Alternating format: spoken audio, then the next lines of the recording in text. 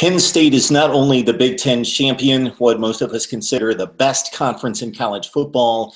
Penn State should be a participant in the college football playoff. Mark Rogers TV just a few minutes after Penn State completed a remarkable comeback against Wisconsin, a Badgers team that I think is a legit top 6 to 8 team in the country. Penn State wins it 38-31 with an explosive passing attack, just enough running from Saquon Barkley, and a defense that put up stop after stop pressure on Bart Houston in the pocket and did just enough against the running game, not necessarily containing Corey Clement, because Clement had a great game with just about 175 yards rushing, but the Nittany Lions on the key downs defensively put up the stops. They put pressure on the quarterback. They limited the passing game of Wisconsin, which is limited to begin with no real dynamic players outside of Jazz PV downfield. Okay, back to Penn State. Trace McSorley, what a difference maker he has been in this 9-game run from Penn State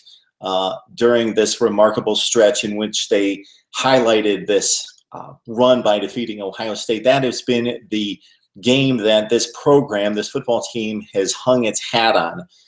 But it's a little bit deeper than that. Iowa came to town, a Hawkeyes team that played well against Michigan in winning, and Nebraska down the stretch, and Penn State annihilated Iowa. Even Michigan State, feeble at 3-9, showed very capable against Ohio State and to a lesser extent against Michigan, but they went to Happy Valley and Penn State blew them out. Penn State has been a dominant football team for about 6 weeks. They did have a close call against Minnesota, and they did have a rough game at Indiana in which that one could have come unraveled on them, but they got some turnovers late to seal the victory.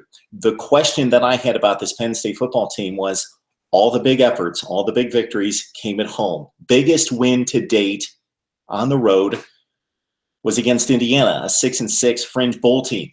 But Penn State finally, not on the road, a neutral site in Indianapolis, but against a first-rate opponent, hostile crowd, and then with the adversity of 28-7 down, having just given up the bad snap from center, Trace McSorley had to run it down, kicked it around, it went into the end zone, and Wisconsin got the gift touchdown to make it 28-7, everything going its way.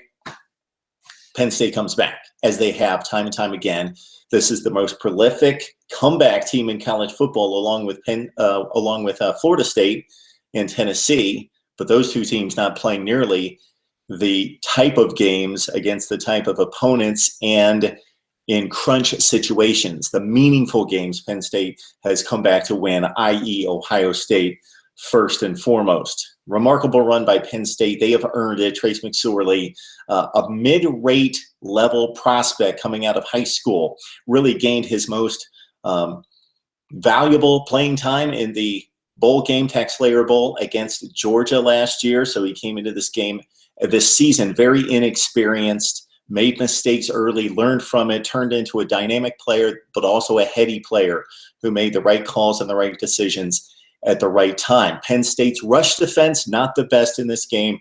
The pass defense was exceptional against a limited Wisconsin pass offense. And the other big advantage was obvious in this game because Penn State won so many battles, 50-50 battles, downfield with its wide receivers.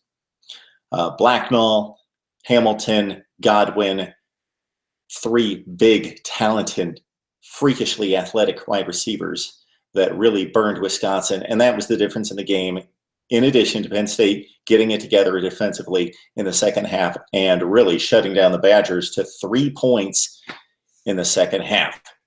Penn State should be in. That's my claim as Big Ten champs, 9 games in a row.